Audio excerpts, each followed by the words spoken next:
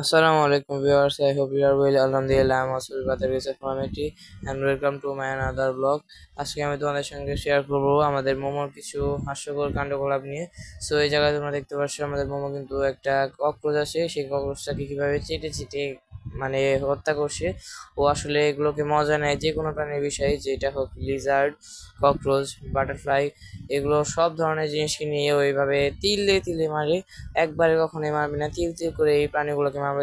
যেমন তোমরা এই জায়গায় দেখতে পাচ্ছ, ভিডিও করার 15 মিনিটস বা 20 মিনিটস আগেও থেকে ওই ককরোচটাকে মারা শুরু করেছে। একদম আমাদের কিচেন রুম থেকে ধরে এনেছে, ধরে এই জায়গায় মানে মাঝখানে একটু ফাঁকা যে একটা প্লেস আছে, সেই জায়গায় ওর খাবারের যে জায়গায় জিনিসপত্র আছে সেই জায়গায় নিয়ে এসে এভাবে করে মারছে।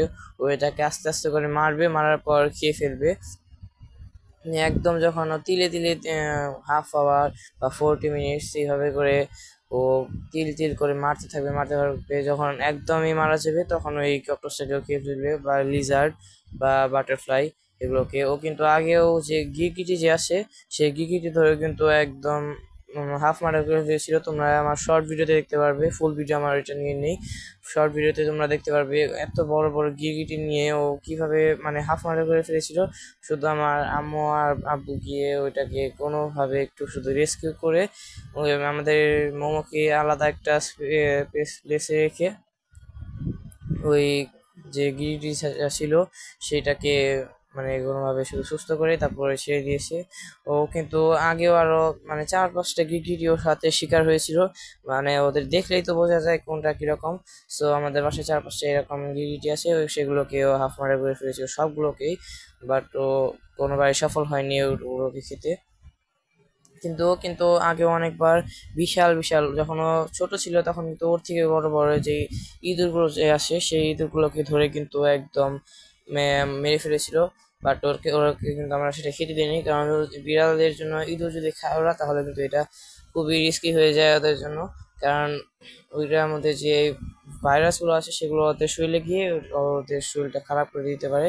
তাই ওদের কোনোভাবে এই সমস্ত জিনিস খেতে দেওয়া যাবে না।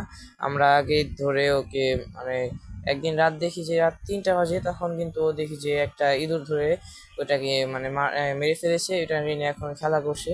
তখন নিয়ে কিন্তু আমরা উঠে গিয়ে ওর কাছে কোনোভাবে একটু সরেছি।